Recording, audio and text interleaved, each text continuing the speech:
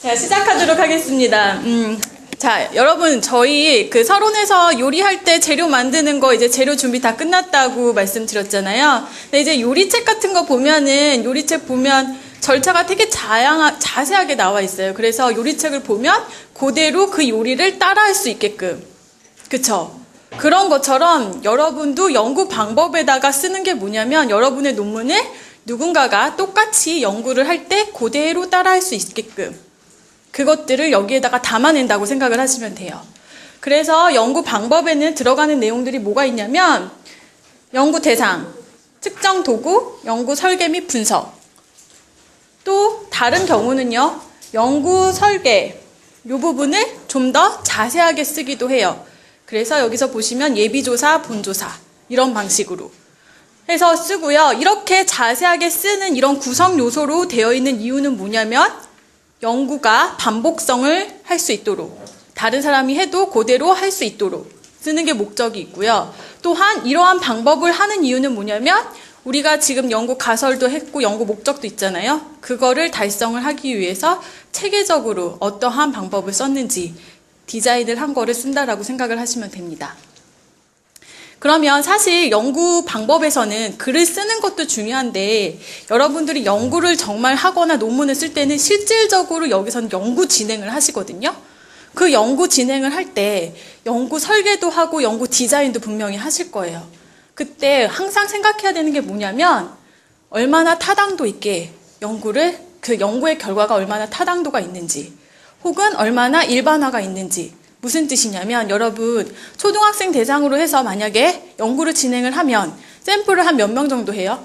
100명, 200명, 300명? 그 연구 결과를 초등학생 대상 모두에게 적용할 수 있을까요?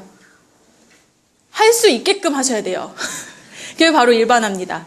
그래서 할 수 있게끔 연구 설계를 하고 연구 디자인을 체계적으로 하는 것이 목표고요. 이러한 방법들을 왜 더 강조를 하냐면 우리는 사회과학을 연구를 하기 때문이에요. 사회과학을 연구를 한다는 게 무슨 말이냐면 통제가 가능하지 않은 변산성들이 너무 다양하게 존재를 하기 때문이에요. 사실 제가 여기 이것저것 예를 좀 생각을 했는데 저희가 좀 빠르게 진행을 하기 위해서 이 부분 좀 생략을 하고요. 사회과학은 자연과학보다도 변산성, 즉 통제할 수 없는 것들이 너무 많이 다양하게 존재를 하기 때문에 보다 더 체계적으로 연구를 설계를 하고 연구 디자인을 만들어야 되고요. 그러한 방법으로 첫 번째 연구 설계 과정에서 좀 더 체계적으로, 두 번째는 연구 설계 과정에서 조금 부족했다면 나중에 통계적인 기법을 통해서 이걸 통제를 합니다. 그래서 여러분 통계를 쓰시고 통계를 배우시는 것도 있어요. 자, 연구 구성 목표는 여기에서 제가 다시 한번 반복해서 설명을 하는 건데요. 연구 목적을 달성하기 위해서 연구 가설을 검증할 수 있게 연구 결과가 타당도 있고 일반화 있고 또한 연구의 반복성을 가능하게 하고 또한 변산성을 통제를 하기 위해서 이와 같이 체계적인 디자인을 쓰고요. 제가 여기서 이제 방법론 교수로 있는 한 여러분께 말씀드리고 싶은 건 뭐냐면 세상에는 정말 다양한 연구 설계 방법도 있고 꼭 굳이 그거를 따라 하실 필요 없이 여러분들이 만드셔도 돼요. 하지만 꼭 이걸 생각하시면서 만드시고 또한 세상엔 정말 다양한 통계 기법들이 있어요. 평균, 아노바, 매개 분석 이딴 것만 있는 게 아니라요. 정말 너무너무 다양해요. 그거를 여러분이 선택하셔도 되고 여러분들이 만드셔도 돼요. 단 항상 이 점을 생각을 하시면서 만드셨으면 합니다. 네, 연구 대상입니다. 이제 연구 방법에서 연구 대상이 들어가는데, 제 논문의 연구 대상은 서울에 위치한 중학교 학생 191명을 대상으로 하였고요. 남녀 비율은 이 정도, 학년 비율은 이 정도로 됩니다. 그래서 학생들의 나이의 평균은 14.14세였고, 표준 편차는 0.90입니다. 설문지는 220부를 배포 후에 회수된 206부 중에서 성의 없는 15부를 제외해서 191부를 측정하였습니다. 연구의 목적과 주제에 맞는 연구 대상을 설정을 해야 하는데요. 이와 함께 연구 대상을 설정하는데 고려해야 할 점은 자신이 접근 가능한 연구 대상을 설정하는 것입니다. 본 연구는 청소년을 대상으로 하는 주제였고, 자아정착감이 한창 형성되는 시기인 중학생을 연구 대상으로 삼았습니다. 학교 선생님을 하고 있는 친구의 도움을 받아서 다량의 설문지 작성이 가능하였기 때문에 연구 진행을 하는데 수월한 감이 있었습니다. 논문을 진행할 때 자신이 생활하는 반경에서 접근 가능한 가족이나 자녀들, 친지들을 이용하면 설문 작업을 힘들지 않게 할 수 있을 것 같습니다. 네, 이번엔 측정 도구인데요. 부모의 양육 태도는 셰퍼가 작성한 CRPBI를 안현지가 재구성한 것을 이용하였고요. 이것은 리커트식 5점 척도를 사용해서 1점 전혀 그렇지 않다, 5점 항상 그렇다에 표기하도록 하여서 점수가 높을수록 부모의 양육 태도를 자녀가 문항에 제시된 방식으로 지각한다는 것을 의미합니다. 양육태도 검사는 애정, 적대, 자율, 통제 이렇게 4가지로 나누어져 있고요. 이 영역은 14문항씩 해서 56문항이 있었고 신뢰도는 보시는 바와 같습니다. 자아정체감은 최정훈이 제작하고 조학래가 재구성한 척도를 사용하였고요. 전체 신뢰도는 0.89로 나왔습니다. 마지막으로 또래 갈등 척도의 측정 도구인데요. 이 또래 갈등 척도는 4가지 유형의 공격성을 측정하는 도구로 또래 관계에 해를 입혀서 피해를 주는 관계적 공격성, 그리고 신체 수단을 통해서 다른 사람에게 해를 입히는 외현적 공격성, 지각된 위험에 대한 보복으로서의 반응적 공격성, 목적을 획득하는 의도된 행동을 나타내는 주도적 공격성들이 이 2가지와 이 2가지가 크로스되어서 이러한 공격성의 4가지 구분으로 나눴고 신뢰도는 보시는 바와 같이 0.8에서 0.9까지 높은 것으로 나타났습니다.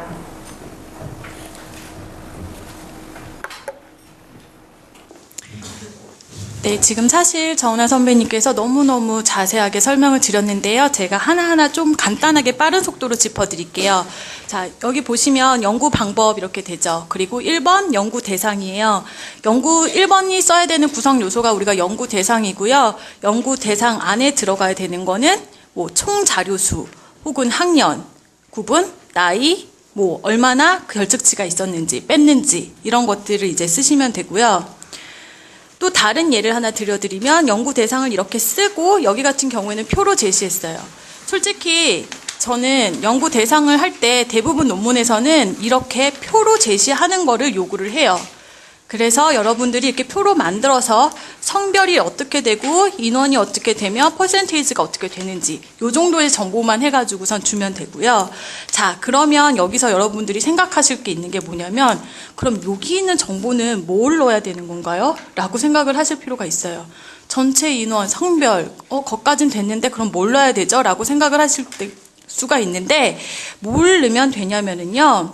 연구에 영향을 미칠 만한 요소들을 좀 넣으시면 돼요. 예를 들면 아까 위에 같은 경우에는 학년을 넣었잖아요. 학년은 왜 넣었을까요? 청소년기에는 학년에 따라서 좀 뭔가 두드러진 특징의 변화가 있잖아요. 그래서 학년을 몇 명이 들어가는지를 넣은 거예요. 이런 연구 같은 경우에는 보시면 아시다시피 이 연구는 뭐냐면 학교에서 이제 상담 교사들이 평가를 하고자 하는 연구였어요. 그러면 상담 교사들의 특징에 평가를 할 때 미칠 만한 요인들을 저기다 넣었다고 생각을 하시면 돼요. 학력이 어떻게 됐는지, 몇 년 정도 됐는지 등등과 같은 거. 그래서 연구 대상에서는 여러분의 연구에 영향을 미칠 만한 요소가 무엇이 있는지, 그리고 그 요소들을 골라서 넣는다고 생각을 하시면 됩니다. 다음에 이제 측정 도구, 이렇게 이하고 측정 도구 하고요. 각각의 검사에 대해서 쓰는데요. 이때는 아까 설명드렸듯이 누가 개발했고 수정이 됐으면 어떻게 수정이 됐고 척도는 어떤 척도가 이루어져 있으며 그 다음에 하위 영역은 어떻게 되고 하위 영역별 신뢰도는 어떻게 되는지 이렇게 쓰시면 돼요. 자, 그 다음에 연구 절차입니다. 어떠한 방법으로 연구가 수행이 됐는지 간단하게 쓰시면 돼요. 자료는 어떻게 수집이 됐는지, 이메일을 통해서 됐는지, 설문지를 어떻게 얻었는지 등등과 같은 걸 쓰시면 되고요. 마지막으로 자료 분석에 대해서 쓰시면 돼요.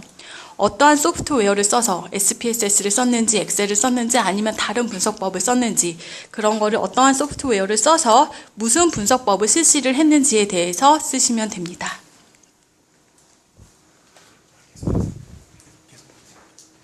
네, 그럼 연구 대상을 여기 대상에 이제 어떤 정보를 넣어야 될 건지는 제가 앞에서 이제 설명을 드렸고요. 그리고 신뢰도 값을 써요. 신뢰도 값을 왜 쓸까요? 신뢰도가 뭐죠? 뭐 옹밖에 안 들려요.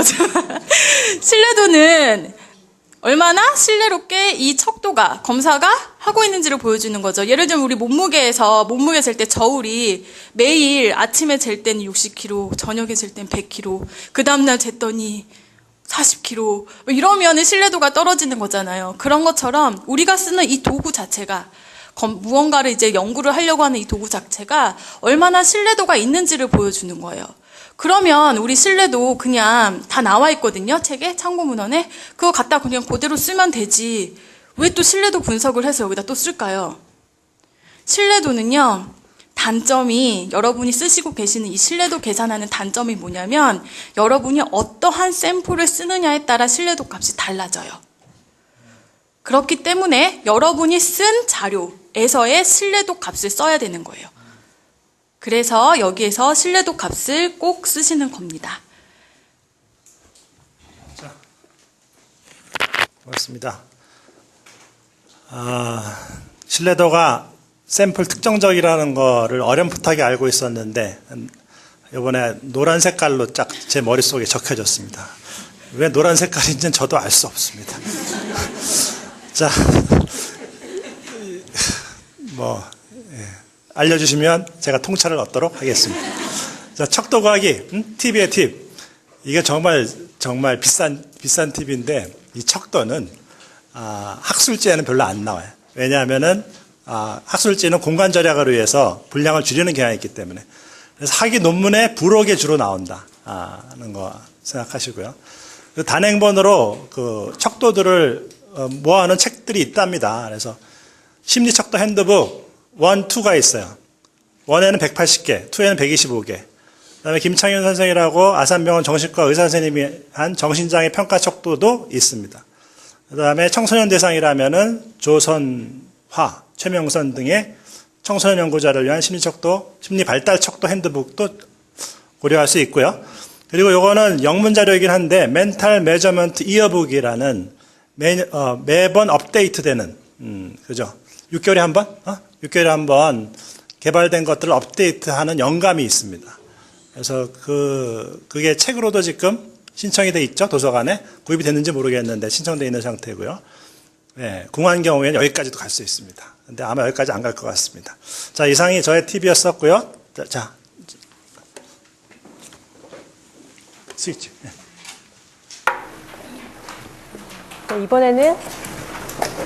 이번에는 제가 연구 방법의 팁에 대해서 말씀드리겠습니다. 네. 논문의 주제를 정하기 위해서 선행 연구 논문들을 찾아볼 때 연구 키워드를 잘 측정할 수 있는 측정 도구가 있는가, 그것이 타당하게 자신이 원하는 부분을 설명해 줄 것인가를 검토해야 합니다. 같은 부모의 양육 태도를 측정하더라도 각 도구에서 측정해내는 하위 요소들이 다를 수 있고 방향이 다를 수 있습니다. 같은 주제의 여러 측정 도구를 찾아보고 어떤 도구가 신뢰롭고 타당하며 자신의 연구에 적합한지를 알아보고 선택하는 것이 중요하다고 생각합니다. 이 연구를 진행하면서 부모의 양육 태도를 측정하는 여러 개의 측정 도구가 있다는 것을 알게 되었고, 그 중에서 본 연구에 적합한 도구를 찾는 것도 쉽지 않은 작업이었습니다. 또한 측정 도구를 결정해서 설문지 작성까지 전부 끝나고 나서 다른 거를 쓸 걸 그랬나? 하는 그런 후회가 들기도 하고요. 나중에 또 결과를 입력해서 통계 작업을 하면서 설문지 코딩 중에 중간에 역채점이 되어야 하는 문항들이 있었는데 그거를 발견하고서는 참고했던 논문들을 찾아가 보니까 그러한 사항들이 전혀 기재가 되어 있지 않은 것을 발견했습니다. 그래서 이 같은 측정 도구를 사용한 다른 논문들을 찾아 헤매다가 겨우 역채점 문항 표시가 제대로 되어 있는 것을 찾을 수 있었습니다. 설문지 작업이 다 끝난 후에 이런 뒷수습을 하지 않기 위해서는 먼저 측정 도구를 설정할 때 그 측정 도구가 타당하고 신뢰성이 있는지, 그리고 비슷한 분야를 연구한 다른 연구자들은 어떤 측정 도구를 주로 사용하였는지를 미리 점검하는 것이 좋을 것 같습니다. 측정 도구를 기재할 때는 선행 논문에서의 신뢰도를 확인하고 자신의 논문을 작성할 때 별도로 신뢰도 분석을 실시하여서 그 내용을 첨부하여야 합니다. 교수님께서 말씀해 주신 것처럼요. 그리고 자신의 논문을 참고할 후배 연구자들을 위해서 측정 도구에 대한 정확한 출처, 내용의 설명, 본 연구에서의 신뢰도, 내용별 문항 번호, 역채점 문항 등을 잘 기재해주면 좋을 것 같습니다. 이어서 이제 논문에 쓰면서 가장 막막하게 다가오는 이제 통계에 대해서 디테일에서 조금은 지루할 수 있지만 멍해질 것 같은데. 네. 네, 저희도 그거 얘기하다가 같이 멍해졌거든요. 네, 그러니까 네, 실제 도움이 될 만한 통계에 대해서 말씀을 드려보도록 하겠습니다. 자, 회수해온 이제 설문지를 받아들면은 한 요 정도, 저는 A4 한 박스 정도 된 것 같아요. 그걸 딱 받아들고서는 이제 어떡하지? 했는데 뭔가 그런 생각이 좀 들더라고요. 그래서 이제 통계 특강을 들으면서 설문지 데이터를 엑셀에 입력하고 그 엑셀의 데이터를 이렇게 SPSS로 불러와서 이제 어떻게 하면 됩니다 하고 그런 것까지는 기억을 하고 있었는데, 하지만 이 많은 설문지의 문항들을 어떻게 입력해야 할지부터 좀 막막한 생각이 들었습니다. 이 부분은 논문 멘토 선배의 도움으로 알게 되었는데요. 먼저 SPSS는 일단 프로그램을 까기도 힘들고 좀 안 다가오시잖아요. 그래서 먼저 좀 친숙한 엑셀 시트를 여십니다. 네, 이건 지금 엑셀 시트입니다. 네, 여셔서 첫 줄에 1번 줄에다가 코딩이 될 항목들의 이름들을 하나하나 적어줍니다. 저는 이게 기본적인 대상의 정보들이 설문지상에는 가장 뒤에 이렇게 위치를 해뒀는데요. 저는 기본적인 대상의 정보를 이 부분, 중학생들이 대상이었는데 이 부분을 작성하다가 혹시라도 기분이 상해서 이제 설문지를 막 작성하지 않을까 하는 이렇게 성실도에 걱정이 돼서 가장 뒤에다가 이렇게 기본 정보를 배치하였는데요. 엑셀 시트에 입력할 때는 이러한 것들이 구분을 하고 알아보기가 쉽기 때문에 먼저 이렇게 입력을 하였습니다. 네, 그래서 그리고 보통 설문지의 측정 도구가 한 가지만 측정을 하진 않죠. 이렇게 설문지에 측정 도구가 하나, 둘, 세 가지, 뭐 많으면 네다섯 가지도 될 수 있는데 그 설문지들을 이렇게 입력하시고, 저는 네 가지가 있었거든요. 근데 양육 태도를 측정하는 설문지에 대한 그 키워드랑 문항 번호를 넣고 그렇게 그 번호들을 쭉 나열해서 쓴 다음에 이제 그 다음에는 아까 중간 기재인 자아정체감이 나왔겠죠. 그 설문지를 그 다음 바로 연결해서 뭐 자아정체감 1, 2, 3 이런 식으로 연결해서 한 줄에 모든 것을 잘 입력할 수 있도록 하고, 이 번호 한 번에 한 명의 그 설문지 한 부가 가로줄에 모두 데이터가 입력되도록 하면 될 것입니다. 네, 그리고 입력을 하면서 입력한 설문지는 이렇게 숫자를 써가면서 이렇게 한 것과 안 한 것을 구분하면 좋고, 혹시 하다가 중간에 빠진 데이터가 분명히 나옵니다. 나는 다 했는데 한 3칸이 남았어요. 이렇게 될 때도 있거든요. 그래서 번호가 있으면 그런 걸 다시 찾아볼 수가 있을 것 같고요. 수고해온 설문지를 입력할 때 이렇게 한번 이렇게 쭉 훑어보면서 성의 없이 한 것이나 한 번으로 모두 이렇게 체크되어 있는 그런 불성실한 것들은 이렇게 빼고 입력하는 것이 통계의 정확도를 높이는 방법일 것입니다. 네, 이렇게 입력을 하신 다음에 네, 이제는 SPSS로 들어왔습니다. 네, 그러니까 불러오는 방법이나 그런 것들은 통계 특강이나 그런 것들을 통해서 많이 아실 수 있을 것 같고요. 이번 저는 데이터 합산에 대해서 말씀을 드리겠습니다. 엑셀로 저장해 놓은 파일을 SPSS로 불러와서 각자가 필요한 통계들을 돌리면 되는데, 일단 일단은 측정 도구에 나누어진 하위 영역들별로, 여기서는 지금 애정, 적대, 자율, 통제, 이 하위 영역들별로 합산을 해서 그 항목이 나오도록 해야 합니다. 그래서 이거를 같이 해보면요. 그래서 지금 SPSS 창에다가 그 엑셀 시트를 불러오신 다음에 이 위쪽에서 보면은 변환을 누르시고 변수 계산을 누르시면 아래와 같은 창이 나옵니다.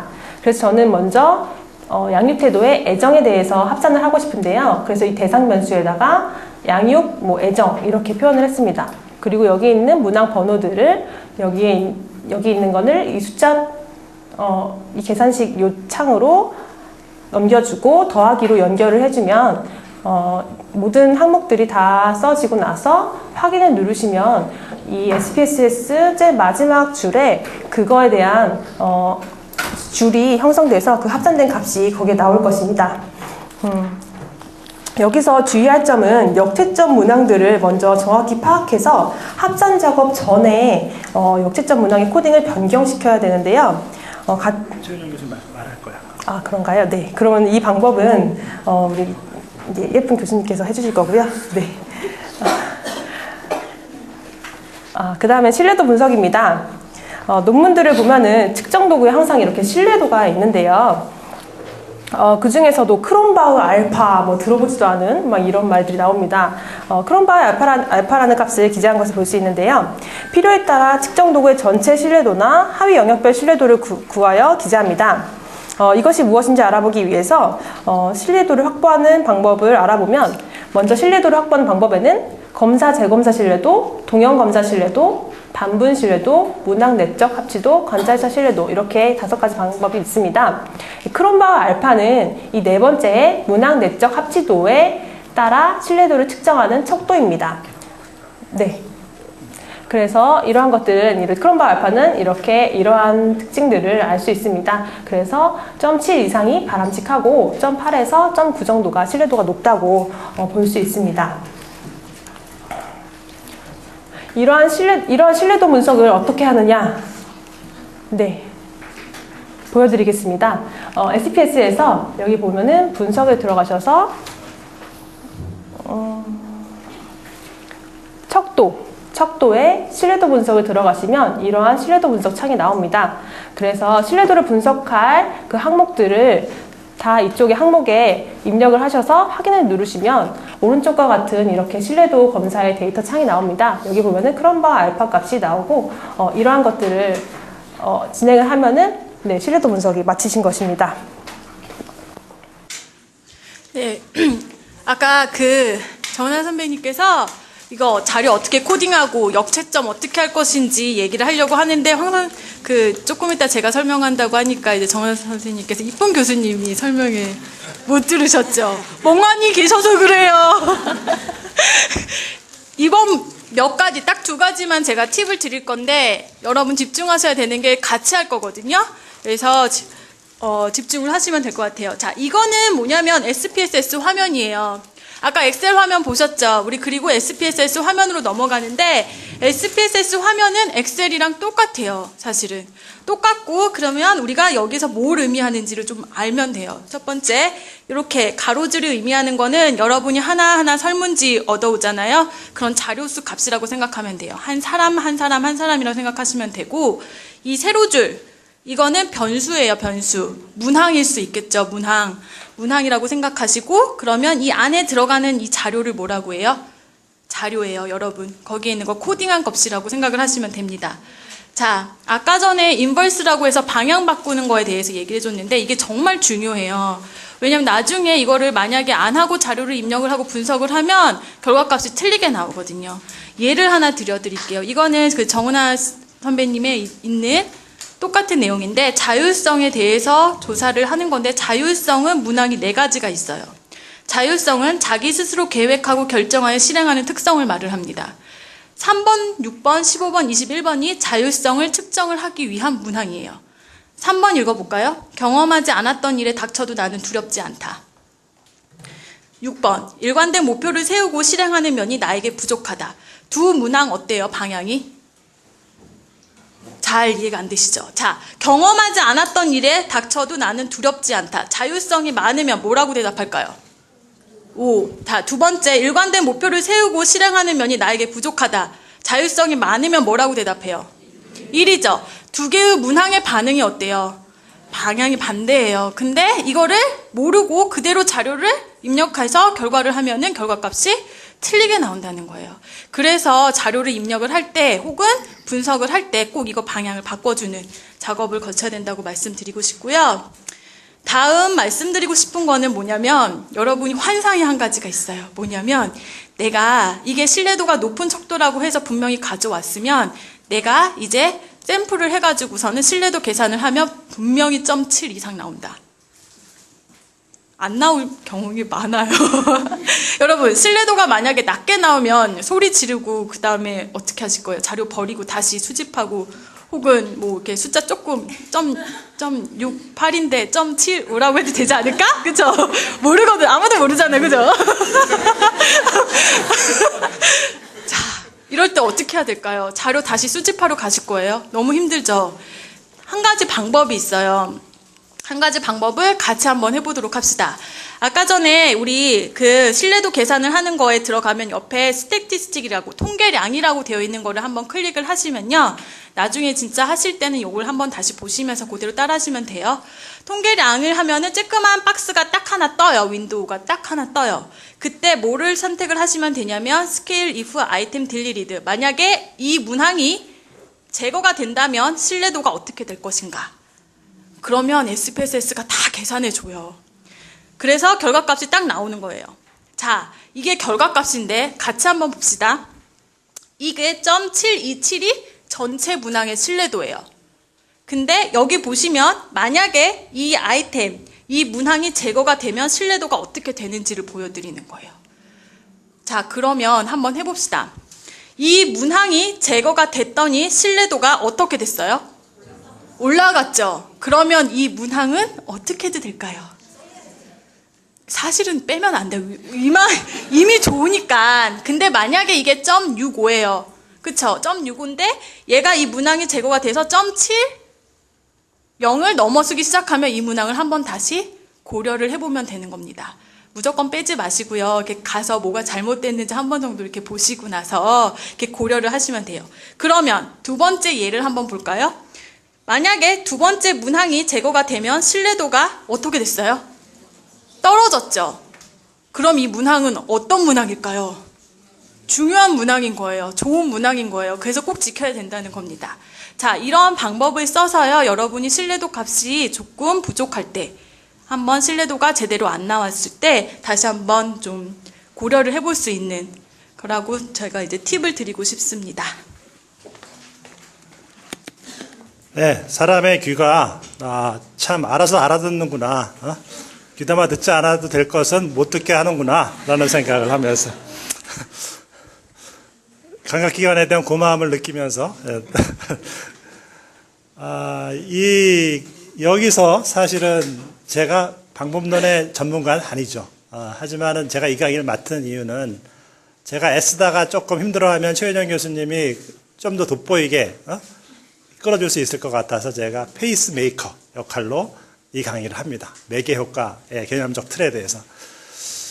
미디에이팅 이펙트라고 그러는데 어떤 상황에서 적용되는지 일단 독립변인 또 들으면은 무슨 8.15 광복절하고 관계 있나 뭐 이런 생각하실 수 있는데 저희 딸은 이런 개그를 냄새나는 개그라고 범불안장애를 호랑이를 무서워하는 불안장애라고 했을 때 저희 딸이 아빠 냄새나 이렇게 했었습니다. 오케이. 자, 아무튼 다시 돌아와서 조작되는 변인. 내 연구를 통해서 조작되는 원인격에 해당되는 변인을 독립변인이라고 부르고 독립변인에 따라서 그 결과로 측정되는 변인을 비독립변인이라고 부르지 않고 노예변인이라고 부릅니다. 종속변인이라고 부릅니다. 자, 이제 독립변인이 2개 이상 고려되는 상황이에요. 보통은 하나거든요. 2개 이상 고려되고 변인들 간에 독립변인 간에 관계가 있어.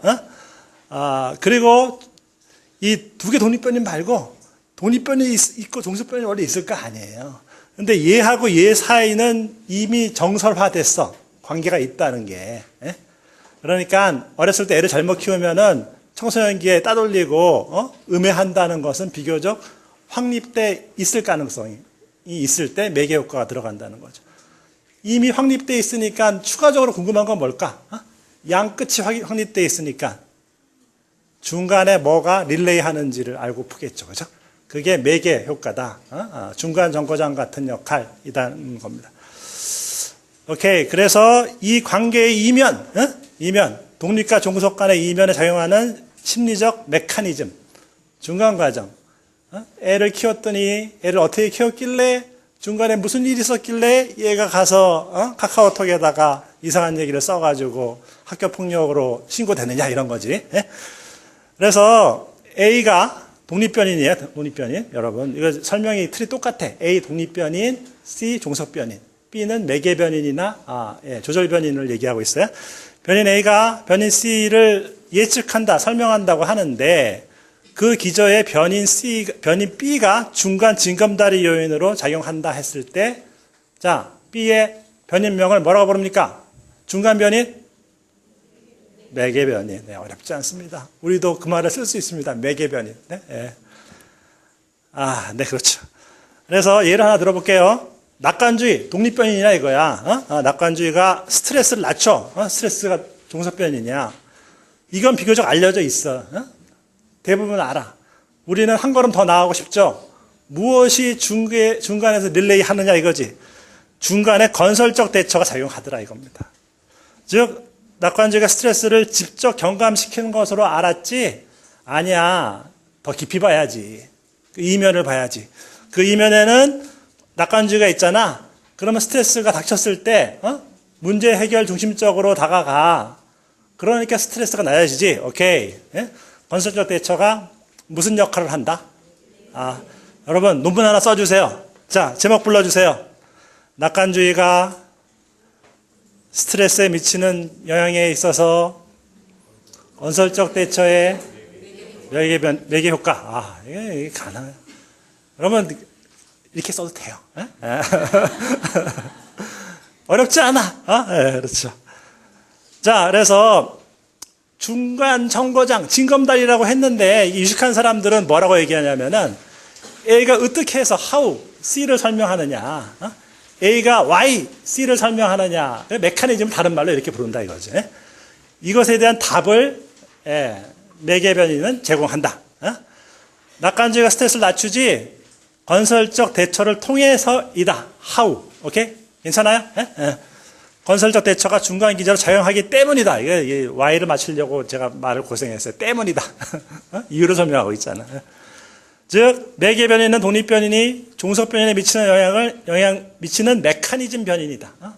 라는 것이고요. 자, A가 C를 설명해. 대충 다 알아. 우리는 더 궁금해. How, why, 메커니즘은 뭐야? 여기 들어가는 것이 매개 변인이다. 이면을 밝힌다. 세상의 마디를 밝힌다. 이런 의미가 들어가 있습니다. 자, 그래서 이게 특히 우리 같이 상담하는 사람들의 경우에 매개 효과를 연구를 하는 이유, 저기 논문 펼쳐보면은 매개 효과, 조절 효과 많이 나와요. 조절 효과는 적은 것 같고, 난 그 이유를 알아. 조절 효과는 잘 안 나와, 해보니까. 매개 효과는 대충 실패가 없어. 그러니까 논문 보면 매개 효과 연락에 등장해 있고, 지금 제가 다음 주 수요일까지 심사해야 될 논문도 매개 효과예요. 그래서 자를까 말까 고민하고 있어요, 지금. 네. 오늘 기분이 좋으면 안 자르고. 저기 임상심리학회 일이에요. 네. 그래서 첫 번째가 특정 치료법 있잖아요. 특정 치료법이 효과가 있다는 것이 명백해 알려져 있어. 근데 무엇이 그 개입을 효과적으로 만드는지 중간 변인, 유식한 말로 뭐? 그렇죠. 메커니즘. 미안해요. 너무 기대가 높았어요. 메커니즘이 뭐길래 그 치료가 그 사람들을 도와주냐 이거지. 변화의 메커니즘. 그래서 여러분 요거 논문 콘서트 1회를 듣고 나서 독립변인이지 이게 지금 처치당하고 있어 지금. 3시간 동안 고문당하고 있죠. 그리고 나서 학업에 대한 동기가 증가했어. 종속변인. 그런데 무엇이 바뀌었길래, 무엇이 메커니즘이 있길래 동기가 증가했냐 이거예요. 나 또한 저런 방식으로 쓰면 논문이 되겠다는 효능감이 매개 변인일 것이다. 이거 뭐 아니면은 막연히 피하고 싶었던 불안감의 감소가 동기가 증가. 이거 어렵지 않죠? 이거 가지고 하셔도 돼요. 나가지 마시고 설문지에 표시해 주시기 바라요. 자, 그리고 상담 개입 전략을 수립하는 데 도움을 준다는 얘기냐, 이게 뭐냐면은, 우리 정원아 선생님이 얘기할 텐데, 이게 완전 중간 정거장의 완전한 활약에 따르면은, 관계가 만들어진다 그러면 완전 매개라고 하고요. 직접 통로도 있고, 한 반 정도는 간접 통로, 중간 정거장을 거쳐 그러면은, 완전의 반대말이 뭐가 좋을까? 불완전? 부분? 괜찮아요. 부분 매개라고 불러요. 완전 매개, 부분 매개라고 부르거든요. 근데 부분 매개는 직접 경로가 존재하니까 놔두더라도 완전 매개할 경우에는 독립변인보다는 매개변인에 초점을 맞춘 상담 전략을 수립한다는 거예요. 오케이? 예? 그러니까 낙관주의를 건드리기 쉽지가 않아. 낙관주의 고치기 힘들어. 그러면 걔 내비둬. 대신에 그 다음 정거장을 공략해. 그 다음 정거장이 뭐예요? 뭘 가리키면 돼요? 알았어, 고마워. 그래, 그렇게 하면 돼. 건설적 대처를 가리키면 된다. 이게. 그게 개입의 타겟이 된다는 얘기겠죠. 자, 여기 보면은 우리 정쌤 논문, 애정적 양육과 자율적 양육이 관계 공격성에 미치는 영향을 자아 정체감이 완전 매개한다고 나왔어요, 안 나왔어요? 나왔어요. 딴 생각하고 있었어요. 네. 나왔어요. 나왔단 말이에요. 그러면은 이거 애를 애정적으로 키워야 돼, 자율적으로 키워야 돼. 이거 15년 전에 끝난 얘기거든. 손쓸 수가 없거든. 그러면 우리에게 남아있는 건 뭐냐 이거지. 이 자아 정체감이 완전 매개를 하기 때문에 늦지 않았어. 지금부터 정체감 잡아줘. 지금부터 진로지도 하고 자존감 높여주고 하자 이거지. 그래서 네, 정체감 형성을 도움으로써 돕는 개입을 생각하면은 관계 공격성을 교실에서 줄이는 공헌을 내가 한다 이겁니다. 그래서 예, 이렇게 됐다 하는 얘기를 설명드리고요. 그리고 세 번째가 약간 어려운 건데 정신병리에 대한 이론적 모형을 실증적으로 입증한다는 거예요. 그래서 요 설명은 넘어가고요. 여기 설명드릴 텐데 특히 정신병리의 발생적 기제를 탐구할 때 중간과정 체크하는 게 도움이 많이 돼요. 예컨대 독립변인이 종속변인 간의 시간적 간격이 길기 때문에 중간과정에 관심을 갖게 된다는 거예요. 자, 봐보세요. 애를 잘못 키우면은 이게 원인이 돼서 나중에 애가 다른 사람을 따돌려 관계 공격성이 되는 거잖아요.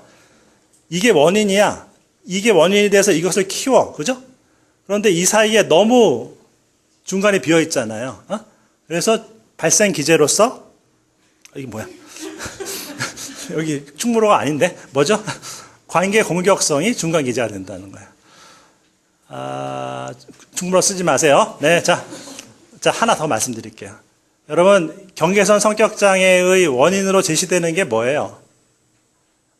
대부분 경계선 성격장애가 30-40%가 성적 땡땡을 당한대. 물리적 땡땡을 당한대. 학대, 외상. 경계선 성격장애의 원인이 외상이에요, 외상. 대부분. 여기 외상이 들어가는 거지. 외상이 들어가고 아동기 외상. 그 다음에 여기는 철 들어가지고 경계선 성격이 된 거예요, 지금. 그러면 발생적인 기전이 궁금하죠. 어떻게 했길래 여기까지 도달했는지 궁금할 거 아니에요. 그래서 이 중간 지점을 다루는 연구들이 많다니까요. 예컨대 불안정 애착 이런 거. 애착이 불안정해져서 올라간다. 대상 항상성이 발달하지 않기 때문이다. 또 뭐가 있어? 이분법적 사고를 하기 때문이다. 뭐 등등의 중간 기제가 많이 들어가요. 그랬을 때 매개변인이 역할을 한다는 거예요. 오케이. 정신병리의 원인을 설명하는 연구 장면에서 매개변인은 의외로 효과적일 수 있다. 이상심리학 시간에 맨날마다 원인 얘기 제가 하거든요. 그러면 여러분 슬쩍 한번 대입해 보세요. 각 병리마다. 그러면은 매개 연구의 틀이 갖춰지는 걸 느낄 수가 있겠어요. 자, 그리고 베런과 케니의 매개 효과 검증 절차 조금 이따 나올 텐데, 예, 제가 미리 말씀드릴게요. 그래서 이 조건 3가지라는 거 소개해 드리는데, 독립변인이 매개변인을 유의하게 예측한다. 베타값 몇 번입니까? 베타값 1번, 오케이?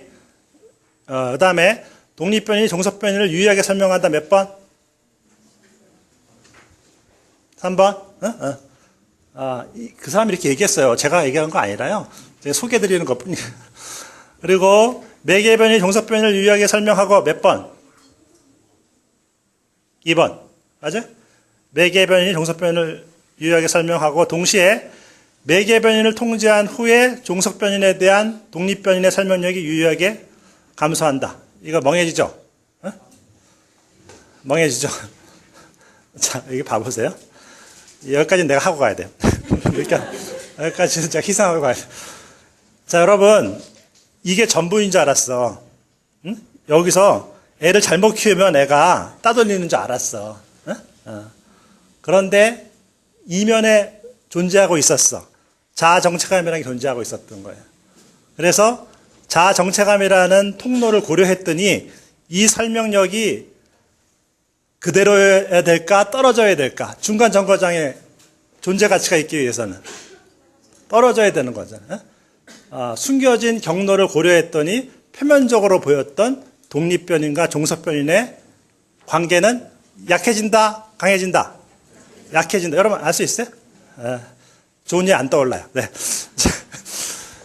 자, 그리고 이제 여러분 말 달라요. 조절 효과. 조절 효과. 매개 아니에요. 조절. 지금 잘 드러나야지 나중에 매개하고 조절하고 서로 안 헷갈려요. 매개 얘기하면 조절 얘기하고 이러면 안 된단 말입니다.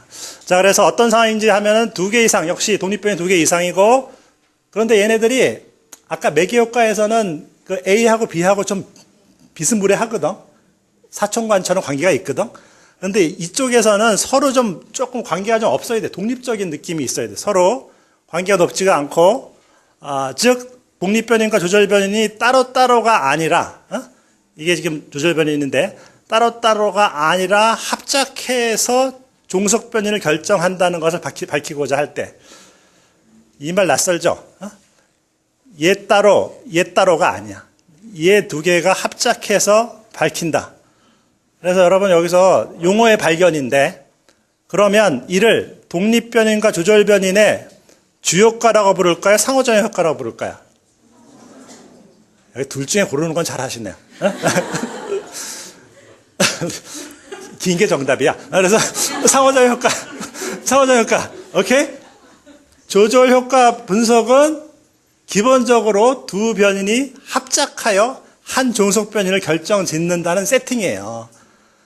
결국은 이거는 아노바 상황의 멀티플 리그레션 버전. 네, 고맙습니다. 이라고 최정 교수님께서 결제도장을 찍어줬습니다. 네. 자, 그래서 조절변이라는 것은 독립변인과 종속변인에 중요합니다. 관계의 릴레이가 아니야. 관계의 릴레이고 관계의 메커니즘 아까 뭐였었다고요? 잊어먹었죠. 매개 효과. 그런데 포인트, 관계의 방향과 강도를 결정짓는 변인이다. 즉 조절이라고 하는데 이거 누가 이름 잘 붙였다. 왜냐하면은 독립변인, 종속변인에 미치는 영향이 마이너스인가 플러스인가 방향.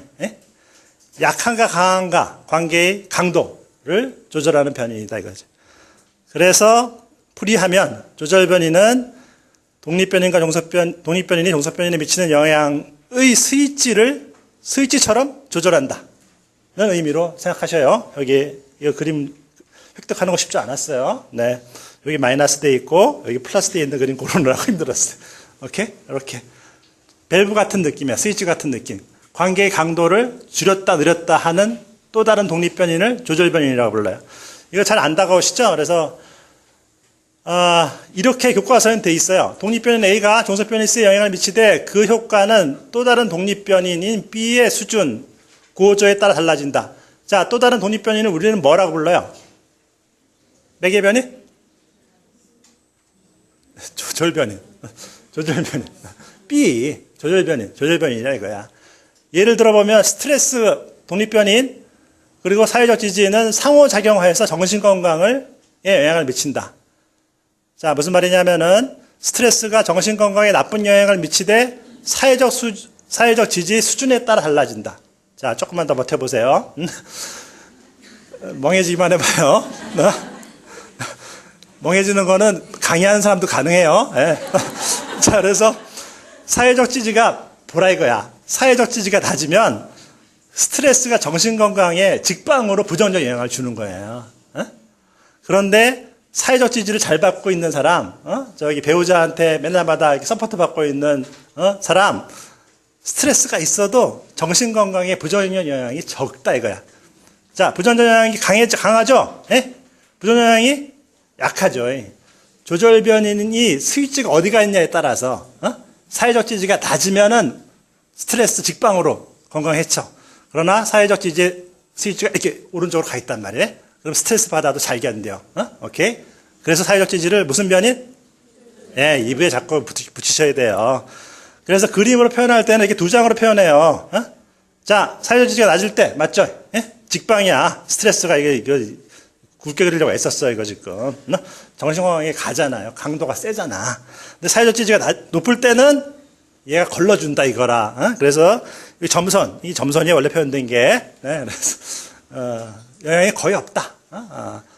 혹은 사실, 만약 사회적 지지가 높을 때는 스트레스를 받으면 오히려 정신건강이 좋아진다, 이렇게 되면 어떻게 될 것 같아요?